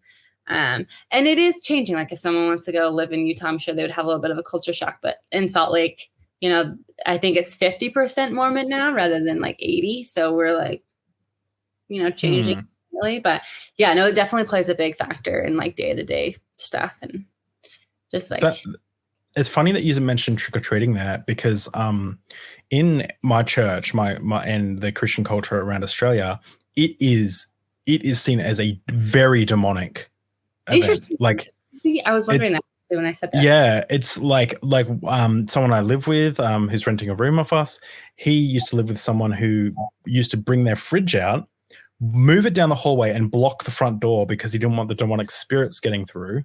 Interesting. He was a little bit of a crackpot, but the average like Christian might do something like shut all the doors, turn off the lights, and not open the door to any trick-or-treaters. My wife was taught that it was always evil, and that it was like opening the door to the devil. And so that's actually one of the things that we're both, because I like Halloween. I grew up watching The Labyrinth. I grew up watching creepy films. I kind of like it. But I'm more like just seeing little kids like dress up and be superheroes and stuff. So I remember we actually just recently, like we've not been Christian for many years. We went to the store to buy like little rats and skulls and stuff. And some things were still too confrontational for Amy to want to bring it. She was like, this is too evil looking. Where this is fine. And we sat at the front door. Like I literally had a little seat there. I sat there with my, we moved to a new neighborhood, so it's very family oriented. And we sat there, and it was raining, but they still came to the door. And I'm like, oh, little Elsa, I'm like, here you go, here's some chocolate and stuff. And yeah, and I've gotten right into it, but it was a big taboo for us. Like, yeah, that's super interesting. So are Mormons okay with Halloween? Yeah, we love it. Oh, no way. Coffee is off the table, but Halloween is great. That's so crazy. As long as amazing. It's not Saturday, as long as it's not on the Lord's Day, like go for it. Wow. Okay, that's incredible. So hang on, I gotta just.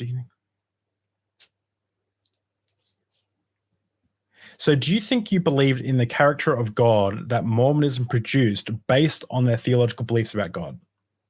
No, I do not believe in the Mormon God anymore. Okay. Yeah. So do you believe in a God at all?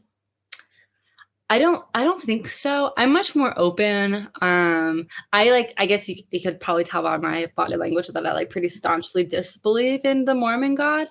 And if there is a different type of deity or energy or God or anything like that, I'm not opposed to it. I mean, I think that sounds nice.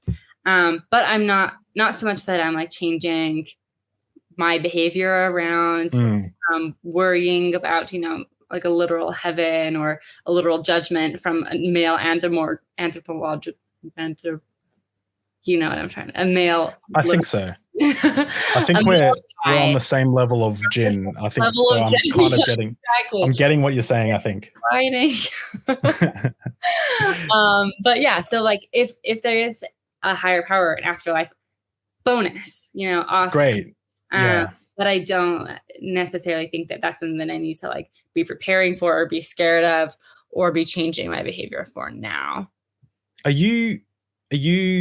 would you just say you're not convinced currently of any like religion or God, but you're open to the idea to it? Yeah. Okay. That makes sense. That's kind of where I'm at as well. Yeah.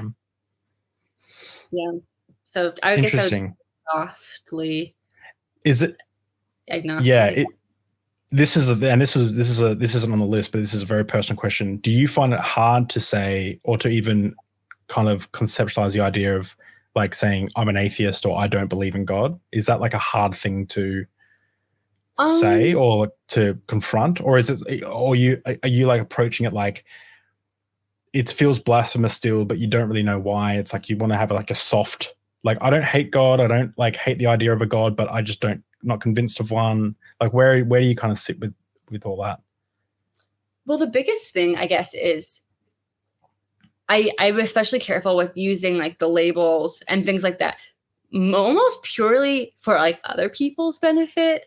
And maybe that's like Mormon family or like a big trope of people that leave the churches. They're angry, they're anti-Mormon, they just want to tear it down. And so I try to be cautious with like using words like atheist or disbelieving, just to like not prove that point. My beliefs, I mean, probably are, you know, similar to that. But I think that I do kind of have like a mental hang up of being like, I don't want to come across like I'm swinging along the pendulum so quickly.